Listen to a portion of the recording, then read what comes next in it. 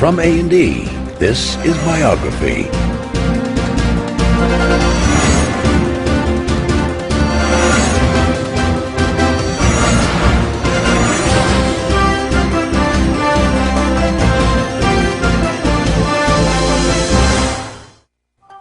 Microsoft founder Bill Gates is the rarest of corporate executives, ridiculed as a nerd while being feared as a bully. The Justice Department accuses Bill Gates of tactics that have unfairly shut out the competition. For Gates, it's another hurdle along the journey that has made him the richest man in the world. One technology expert claims that Microsoft's reach and influence are greater than any organization in American history. The man orchestrating all that is Bill Gates, the undisputed king of the Microsoft empire. When the biographers and historians write the history of the 20th century, Bill Gates is going to go down as the best businessman of our century. And Microsoft is one of the greatest companies of the 20th century. He and Paul Allen really saw from the beginning the kind of potential that it had to change the lives of all of us. By the time he went to college, it was probably beginning to be quite clear to him that what he was going to do was going to have to do with computers.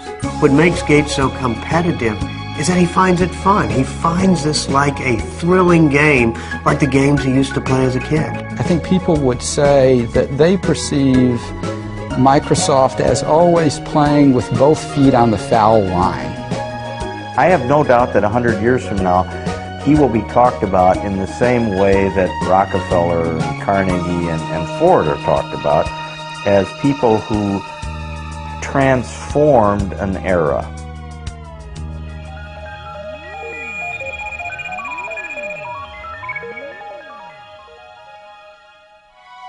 The values that shaped Bill Gates as one of the business titans of the 20th century go back to his roots in the great Northwest. Bill's great-grandfather, J.W. Maxwell, founded the First National Bank in Seattle. The Maxwells enjoyed their privileges and social position, but were never ostentatious about their wealth. Their son Willard, also a banker, and his wife Adele, who had a passion for playing cards, were among Seattle's top civic leaders. Their only child, Mary, was a lively, intelligent girl who made a name for herself as a student leader at the University of Washington. Athletic and outgoing, Mary Maxwell was sometimes referred to as Giggles. Her drive and energy struck everyone who came in contact with her. There tends to be a handful that is right at the core of the action. Mary was at the core of the action. Mary was unaffected, straightforward, charming, but immensely determined. It was at the university that Mary Maxwell met and fell in love with a quiet, scholarly young man, Bill Gates, Jr., who would go on to become one of Seattle's most prominent attorneys. When Bill and Mary wed in 1951, she decided to give up a career as a teacher to raise a family and devote time to charitable work. The first of the Gates' 3 children, Christy, was born in 1953. She was followed by a brother, Bill Gates III, born on October 28, 1955. He was given the nickname Trey. That derives from the fact that he was William H. Gates III, and the card players in the family think of anything with a 3 as being a Trey, so he became Trey. His mother had an extremely close relationship with Bill from the start. She even took him with her when she volunteered as a lecturer in Seattle schools.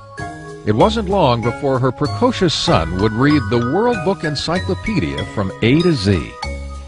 We'd lose him sometime for hours at a time, and when I would ask, "What are you doing?" he'd say, "I'm thinking, Mother." Well, they say curiosity killed the cat, but it didn't kill Bill. Bill was curious. He was always eager to know more, and he had encouragement from his mom and dad. The Gates family prized competition, and young Bill loved testing his mettle in outdoor activities and indoor games. Among his favorite board games were Risk, in which the object is world domination, and the perennially popular Monopoly, where, with a bit of luck, anyone can become a tycoon. He was competitive in cards with his sister, races to see who could do jigsaw puzzles faster, ski racing, sailing, whatever. He wanted to do it well and as good as the other folks that he was with. Every summer, the Gates went off to their place on the Hood Canal called Cheerio. It was here that Bill, his younger sister Libby, and the rest of the family joined friends in staging their own Olympic Games. If you stayed overnight and had a couple of days with them, you would come away exhausted from games and activity. It was a very lively scene. It was definitely competitive, there's no question about it, and the children were all part of that. There was never a dull moment. The first World's Fair in the United States in 22 years. When the Seattle World's Fair opened in 1962, the Gates family rushed to see the wonders predicted for the 21st century, including computer technology. Imagine, if you can, an electronic brain. Bill often returned to visit the high-tech exhibits. It was already clear that he had a natural talent for math and science. But he was also becoming something of a loner, showing signs of preteen rebelliousness that was putting him at odds with his mother. Mary and I grew up in very orderly families where parents were controlling personalities, and we carried that forward. And that particular mode wasn't exactly consistent with Bill or Trey, who somewhere around about 11 or 12 began to be very independent emotionally. He was quite willing to make up his own mind about what he wanted to do and not do, and that was really tough for us, particularly for Mary. He was kind of lost. I mean, he was ill at ease in school, wasn't sure exactly how he wanted to spend his time. Obviously a very smart, brilliant kid, but kind of lacking direction. And he went through some counseling at that time. He went through a change in his school. Although they believed in public education, Bill's parents felt he would find more direction and discipline at Lakeside, Seattle's best private prep school. Lakeside only accepted the brightest and the best students, and Bill fit that description to a T. He began to blossom at Lakeside, making new friends and finding more challenging classes. He was an excellent math student. He was excellent across the board. I mean, he was a superb drama student and interested in reading all different kinds of books and so forth. So he wasn't just totally math science oriented. He had a wide breadth of interests. When Bill started high school in 1969, the U.S. space program was at its zenith. Apollo 11 took men to the moon that July. The Eagle has landed. But the computers that made it possible were still electronic giants that cost millions of dollars and required an army of people to run them. Most schools at that time could never consider buying a big computer. But Lakeside had made an extraordinary deal that would be fateful for Bill Gates. A Seattle company offered the use of its computer through a teletype link to the school. Young Gates was entranced by the possibilities of this primitive machine and started spending every free moment in the computer room. The story has often been told, and it's completely true, that he would get up at night and leave and go over to work on the computer and come back, and we wouldn't know that he'd been gone. As I recall, the headmaster here was asked at a parents' meeting once, "Do you have a drug problem here at the school?" And his response was, "No, I don't think we have a drug problem, but we do have a number of students that are hooked on computers." Bill Gates shared this addiction with upperclassman Paul Allen, who could not have been more different from Gates. He was not only 2 years older, but substantially larger. Where Allen was quiet and contemplative by nature, Bill could be shrill and confrontational. Nevertheless, this odd couple was destined to make history together. They bonded by writing software code together, and somewhat competitive, Paul Allen and Bill Gates. They every now and then would have fights. At one point, Paul Allen kicked Bill Gates, who was a little bit younger, off of the little group they had who was writing software, but then he realized that he needed Gates back. He couldn't do it without him, and Gates said, "Well, I'm happy to come back, but this time I'm going to be in charge." By 1970, when Bill was just 15, he and Paul Allen went into business together. The two boys netted $20,000 with TrafoData, a computerized program they created to measure traffic flow in the Seattle area. Although Bill had the luxury of family money, he was determined from the start to make his own fortune. The father of one of Bill's boyhood friends said Bill always had a nose for the dollar. Even as a kid, he knew the value of a contract, and even had a contract to use his older sister's baseball mitt that was signed in a legal document. In the summer of 1972, at the age of 17, Bill went to Washington, D.C. to work as a Senate page. This exposure to politics and government would come in handy later on. Back home that fall, he took a leave of absence from school when he and Paul Allen got their first real jobs with a computer company. They began talking about starting their own company, but the Gates insisted that their son finish high school and attend college. His mother used to worry that he was socially awkward. Well, maybe he was, but he had other things on his mind, and he was not rude, he was not abrupt. He was marching to a different drummer. He's a genius, and he has a different agenda. Bill graduated from Lakeside in 1973, and his parents took great pride in his acceptance at Harvard University. But his destiny had already been set in motion, and it was computer-driven. In the fall of 1973, Bill Gates said goodbye to his family in Seattle and headed east to Cambridge, Massachusetts. As a freshman at Harvard, he thought briefly about preparing for a career in law, but no course of study ignited his imagination like his work with the computer.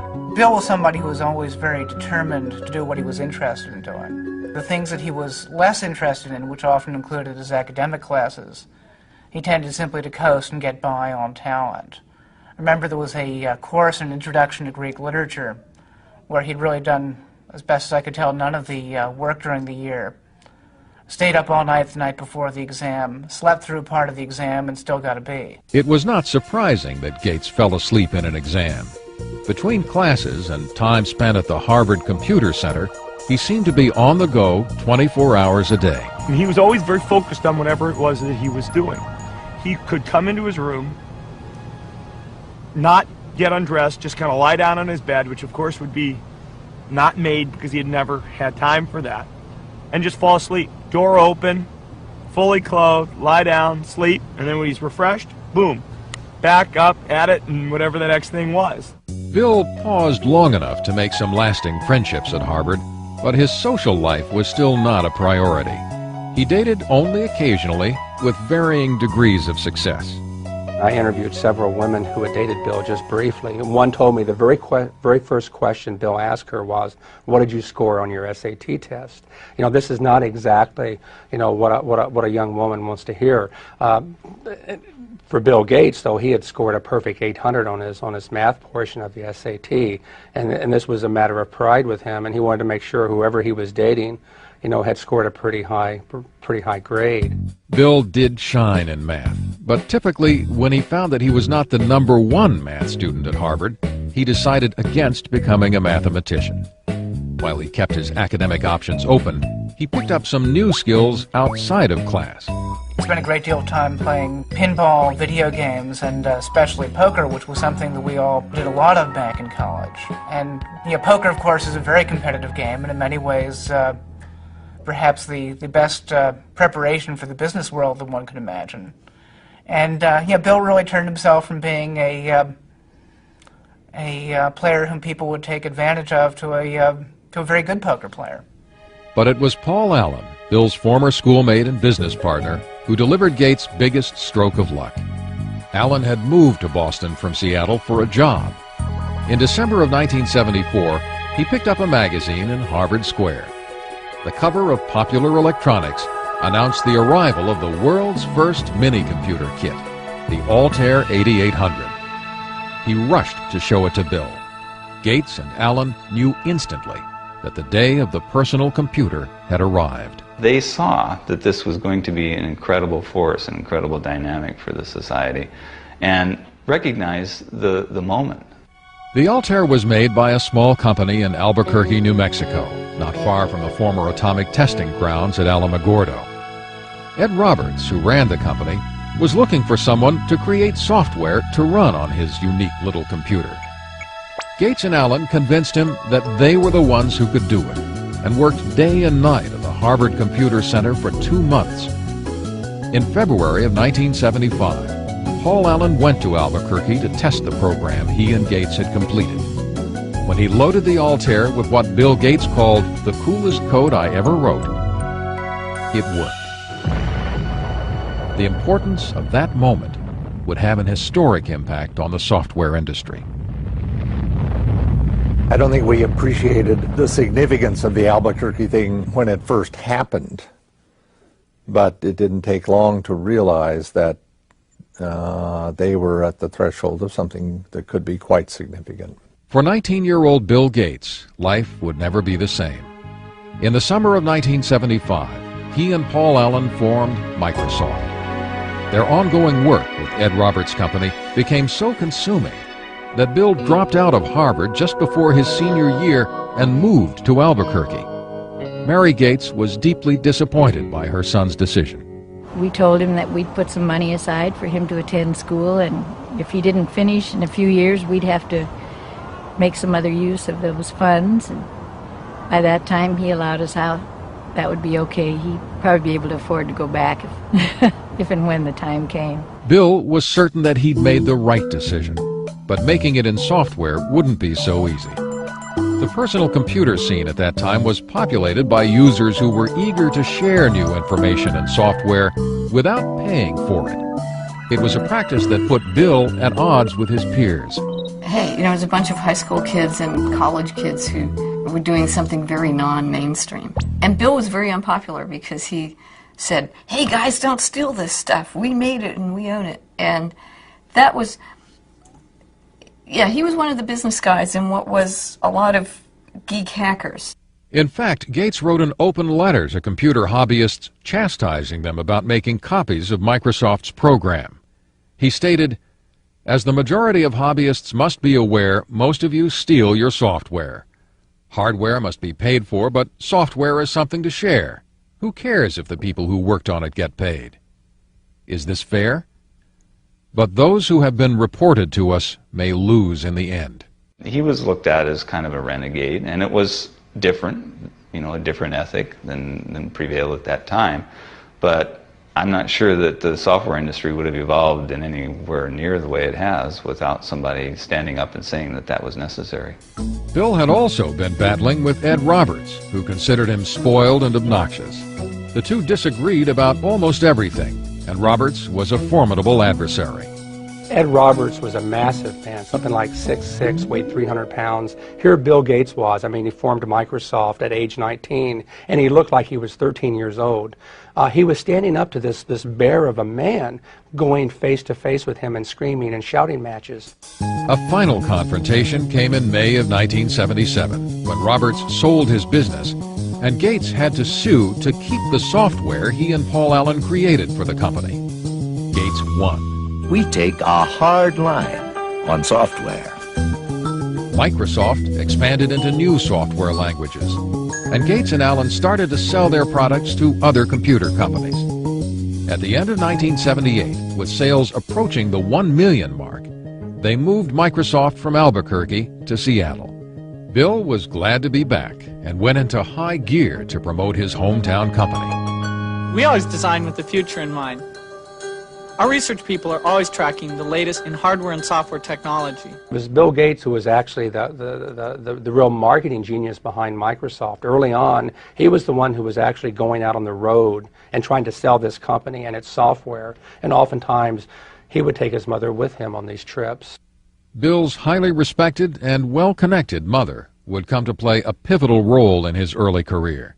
Mary served on a number of corporate boards as well as the University of Washington.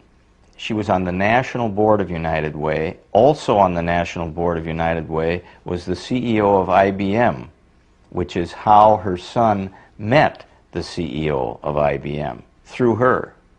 What would your ideal home computer be like? By November of 1980, IBM was banging on the door of the fledgling Microsoft. The largest maker of computers in the world now wanted to talk to Gates and Allen about coming up with an operating system for their new line of personal computers. From their first meeting, IBM misjudged who they were dealing with. He looked like a sub-teen, you know. He was skinny, had a real mop of hair, you know, kind of casual, and basically people didn't take him seriously as a business person. But the IBM brass soon discovered Gates was no amateur. He quickly convinced them that Microsoft could deliver their new software. First, he purchased an existing operating system, which he then adapted for the IBM personal computers, calling it MS-DOS. Bill Gates, as he's often done as a shrewd businessman, knew where to get an operating system. He just went down the road a few miles and bought it for $50,000. But then the real brilliance was that when they developed that operating system for IBM, IBM wanted to buy the source code, which would have given them the disk operating system, or what became known as DOS. And instead, Microsoft refused to actually sign the rights over to DOS. By not owning the rights to the operating system, IBM would now have to pay Microsoft a licensing fee for every copy of DOS installed in its computers. IBM was also about to lose its tremendous edge in computer sales. As other companies introduced personal computers that were cheaper than IBM's, Microsoft was able to sell the same operating system to all of them. There were all kinds of computers that were being conceived at that point in time. And it struck me that I don't know who will win in the hardware business, but Microsoft has a very good chance to win in the software business. Between 1978 and 1981, Microsoft's growth was staggering. The staff was enlarged from 13 employees to 128. Revenues mushroomed from $4 to $16 million. By 1983, 30% of all the personal computers in the world were running Microsoft software. Still, Bill Gates never took his eye off the bottom line. He never flew first class unless it was absolutely necessary. You would often find him sitting in coach, in fact with a blanket over his head so he could get some sleep. So his parents taught him well early on the value of money and hard work, and translated later into his life with not only how he ran his personal life, but how he ran Microsoft. My name is Bill Gates. I'm chairman of Microsoft. The early 1980s was an exciting time for an industry run mostly by people under 30. Microsoft began working on software for innovative companies like Apple and its guru Steve Jobs. Their Macintosh computer and software were considered by many to be the most ingenious in the industry and the way of the future. To create a new standard, it takes something that's really new and really captures people's imagination. And the Macintosh, of all the machines I've ever seen, is the only one that meets that standard. But it wouldn't be long before Microsoft and Apple would be locked in a bitter struggle over the rights to the next generation of software. Bill Gates was also about to receive news that would rock Microsoft to its very foundation. By 1983, the future could not have looked more promising for 28-year-old Bill Gates and Microsoft. The personal computer business was booming, and there was an ever-increasing hunger for software. Bill Gates and Paul Allen were emerging as the crown princes of the personal computer age. But in the midst of the breathtaking rise of their company, they were stunned by some terrible news. Paul Allen, Bill's friend and partner since high school, was diagnosed with Hodgkin's disease, a form of cancer. It did give Bill kind of a perspective that he didn't have before. You know, he'd always been very, very hard driving, very demanding, and this may have helped him understand a little bit better in terms of what other people go through. Allen's disease went into remission 1 year later, but he would never again take full part in the day-to-day business of Microsoft.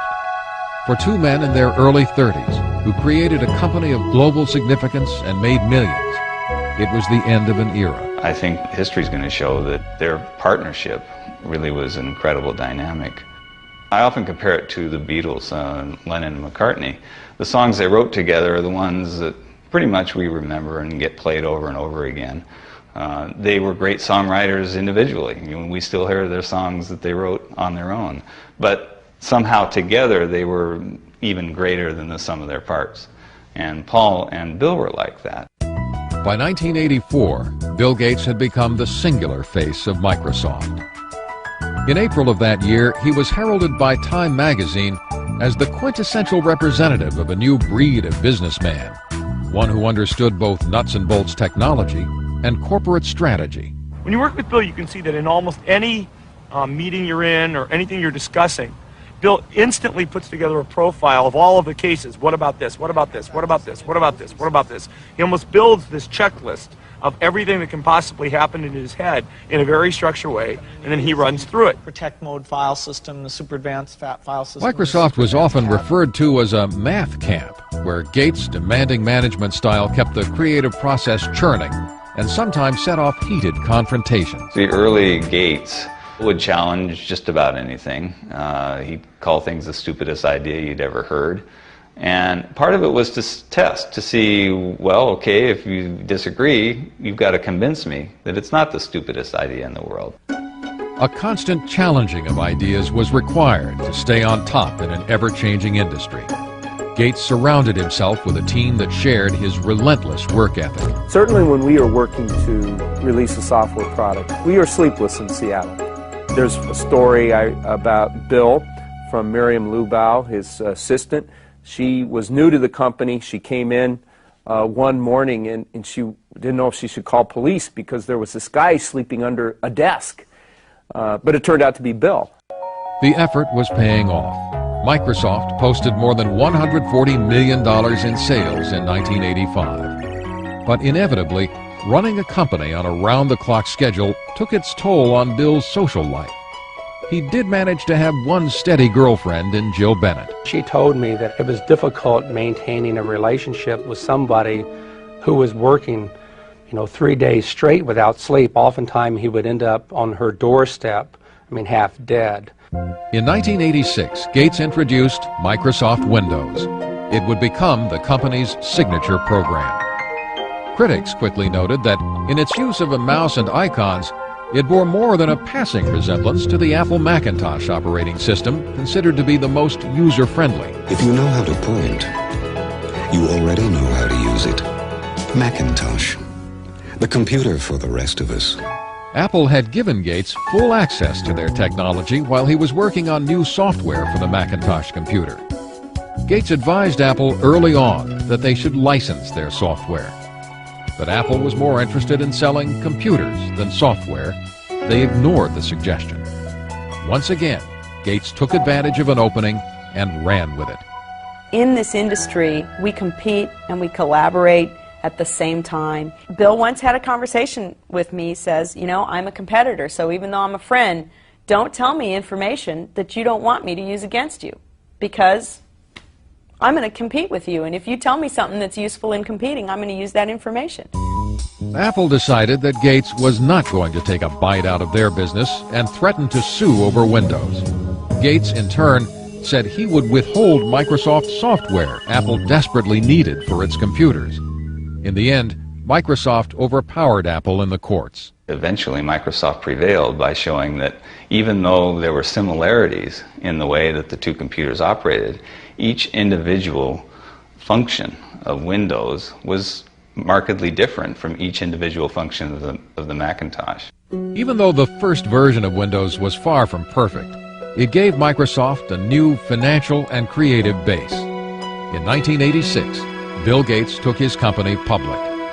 He held 45% of the stock, which made him a billionaire at the age of 31. Still, Gates never felt secure about the status of his company. He doesn't want to fail. And when you have that kind of a fear, when you're always looking in your rearview mirror to see who might be, creeping up to do in Microsoft on a given day, it just consumes him, and it makes him certainly the most competitive human being in the personal computer industry. He's driven. It's white-hot intensity. Gates was also gaining a reputation for being ruthless, and some powerful forces began to line up against him. IBM was taking a closer look at the popularity of personal computers and had the punch to knock Microsoft out of business forever. By 1987, Bill Gates was certainly one of the youngest billionaires in the world, and Microsoft seemed to have an open field in providing software for personal computers. But he was about to face a serious crisis. Now that PCs had taken off, IBM chose to make a big push with its own operating system to replace DOS, which it licensed from Microsoft. It was called OS/2.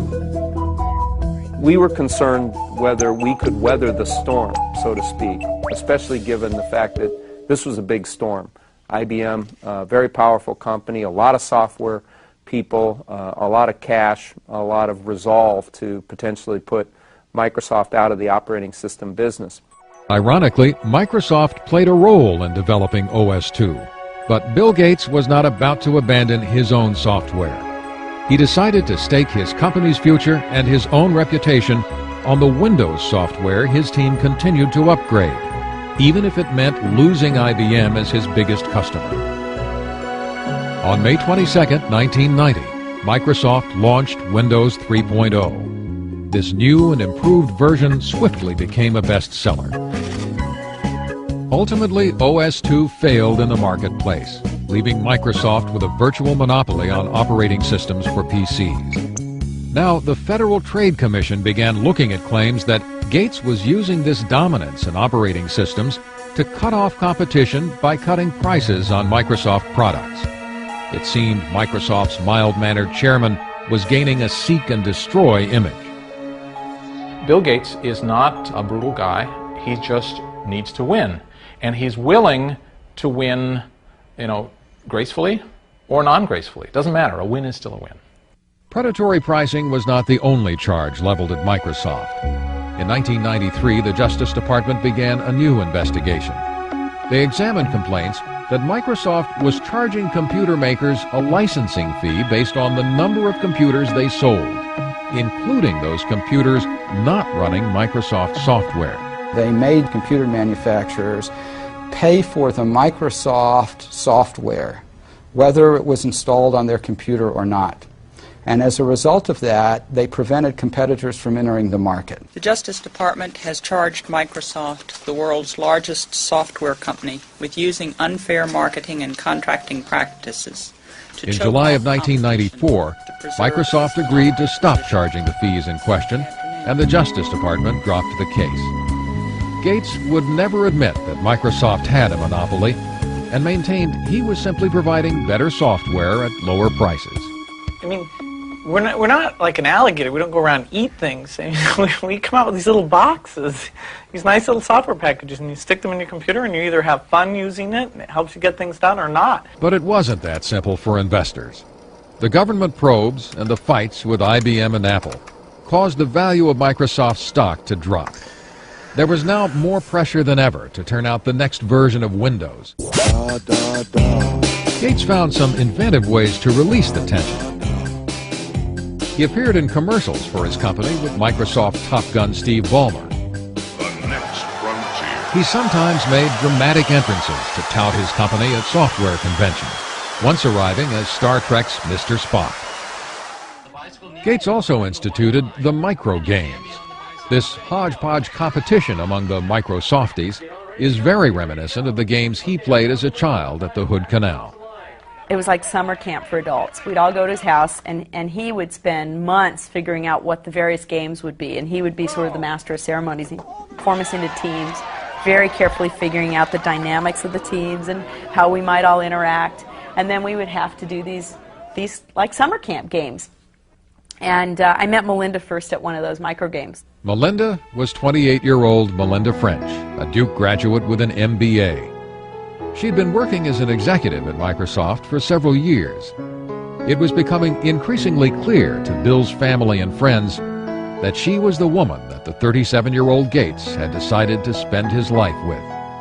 He dated Melinda for quite a while before they got married, and so I saw them together over the years, and they always looked like they had a very special thing going, a level of intimacy and a level of intellectual connection that just caused sparks. She's a really wonderful person, a perfect match for him. Very, very bright, very organized, very supportive, very interested in family and good family life. Bill and Melinda were married in Hawaii on January 1st, 1994. The night before the ceremony, Bill had arranged for a special serenade for Melinda. He had Willie Nelson play the night before his wedding, and it was a total surprise. Bill got up and he said, you know, I really love Melinda, and I really want to sing her some songs tonight, and I don't sing that well, and so I asked a friend of mine to come and do a little singing for us, and so it was a big surprise. In Melinda, Bill found a partner who gave him the kind of personal happiness he'd been looking for, and who also understood the professional demands of his business. But only months after his marriage, the joy that Bill shared with his family would turn to heartbreak. His mother, Mary, who had been his most devoted ally, was diagnosed with breast cancer. She died in the early morning of June 10th, 1994. Bill rushed home to be at his mother's side. When he came to the house that night, he'd been stopped by the police on the way because he was speeding. And of course, the policeman recognized him. It wasn't the first time he ever got stopped for speeding, by the way. And they looked at him and they said, what's going on? Because he said, you know, I was sitting and the tears were just running down my face. And the policeman said, well, he said to the policeman, I'm sorry, he said, my mother just died. And the policeman said, well, you go ahead, you go on home, but please slow down a little bit if you don't mind. So he was very deeply affected by his mother's death, as we all were, of course. In the years that followed, Bill would begin to pick up where his mother left off in creating a philanthropic foundation to serve major projects in health and education. But all of his wealth and power would not shield him from the crises he and Microsoft would face on the road ahead. By 1995, 39-year-old Bill Gates had settled into a new life as a married man. With his wife Melinda, he took time off to explore the world from Africa to China. It seemed that Bill Gates now truly had it all. This is a man so successful, his chauffeur is Ross Perot, ladies and gentlemen. Please welcome Bill Gates and the Bill Gates Dancers. 1995 was also a banner year for Microsoft. Windows 95 was introduced to great fanfare. Tonight Show host Jay Leno kicked off the ballyhoo for the new software. Windows 95 is so easy, even a talk show host can figure it out. Clearly, Gates was still Microsoft's best salesman. But from now on, it wouldn't be all business for the boss. On April 26, 1996, Bill and Melinda welcomed their first child, a daughter, Jennifer. He just loves that little girl. It's just so marvelous to see. It's very gratifying to a father to see his own son have the same feeling about children that I did about him and his sisters. So it's really gratifying. At the age of 42, Bill Gates has become an icon of the American establishment. He is now the richest man in the world, with a personal net worth of more than $50 billion. He is a member of a power elite, which includes President Bill Clinton, who shares his newfound enthusiasm for golf. The Gates style has never meant flaunting wealth, but Bill has spent considerable money for convenience and comfort. In 1997, Bill, his wife, and daughter moved into a $54 million dream house. Along with family and guest quarters, there is a library housing the Leonardo da Vinci notebook for which Gates paid more than $30 million. Even though the house will serve many business functions, for the Gates family, it's just home. It's a remarkably family-friendly home, given what it is. I remember the first time going there after it was fully finished, walking through it and seeing, Little Tikes cars in various places and things like that. I mean, this is not an antiseptic home that you feel afraid to touch anything or sit anywhere. While Bill may live in a high-tech palace, he has maintained the strong sense of public service Mary Gates gave all her children. He has committed himself to giving away the bulk of his fortune with the help of his wife and father through the William H. Gates Foundations. They've given $200 million for computers in libraries around the country so that others can experience the excitement in computers Gates found as a child.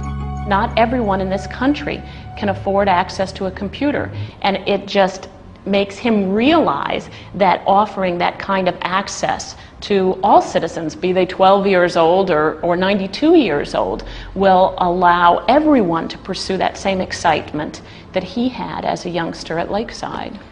Gates and his family have also donated an estimated $800 million for educational projects at colleges and for major medical research. Although he's been criticized for not spending more time and money on philanthropy, at 42, Gates is not ready to give up the helm at Microsoft. The industry keeps changing. I mean, it's the perfect game because it never ends. You can't sit down and relax. In fact, by 1997, Gates found that he was way behind in the exploding Internet market. A company called Netscape was dominating sales of Internet browsers, the software needed to access Internet websites. In some sense, I think the Internet gave Bill a whole new lease on life because it was something new to conquer. Gates set out to close the gap with Netscape by including Explorer, his browser, with every copy of the Windows operating system. It was seen as a move to eliminate his chief rival. If Microsoft chooses to disadvantage Netscape or any other competitor, then the consumer doesn't get a fair choice. When the consumer doesn't get a fair choice, the market can't work effectively. In fact, Gates has been portrayed as a bully on Internet websites, with his company now controlling 95% of the world's PC operating systems. Many users believe he has prevented sometimes better products from making it. In March of 1998, Bill Gates was called to the Senate where he was once a page. Again, he was charged with running an illegal monopoly. In the electronic marketplace, Microsoft has the power today to exercise predatory and exclusionary control over the very means by which we access this Internet. It's a lot like General Motors having the ability to dictate what type of gasoline you put in your car, or what interstate you can drive on, or even how you get on the interstate. In spite of these accusations, Gates was about to win an important decision. An earlier injunction preventing Microsoft from giving away his Internet Explorer with Windows 98 was revoked. But Gates was still not out of the woods. In May of 1998, the Justice Department and 20 states filed an antitrust suit against Microsoft. The legal entanglements may take years to unravel, and the ongoing investigation has taken its toll on the youthful chairman of Microsoft. I think it's been a real punch to the gut for Bill. I've seen him be very emotional and depressed about this, just as I would be. I mean, I've been audited once, and that was pretty awful, and I can imagine this is a lot worse than an IRS audit. Gates may be wounded by the attacks made on him and Microsoft, but his business is still robust and his customers keep coming back. Looking to the future, he has begun to take his company into new territory. In 1996, he ventured into television for the first time with the 24-hour cable news channel MSNBC. Gates has also begun exploring the use of computer technology in entertainment with Hollywood moguls like Steven Spielberg. But he keeps coming back to his first love, software, with all of its infinite possibilities. Bill Gates is still the competitor he always was. Whether he'll be remembered as a robber baron or the guy who simply built a better mousetrap, no one can deny the lasting impact his life has had on our time. When the biographers and historians write the history of the 20th century, Bill Gates is going to go down as the best businessman of our century, and Microsoft is one of the greatest companies of the 20th century. It's remarkable what this company has managed to do in so short a time. This is one of the great success stories of the 20th century.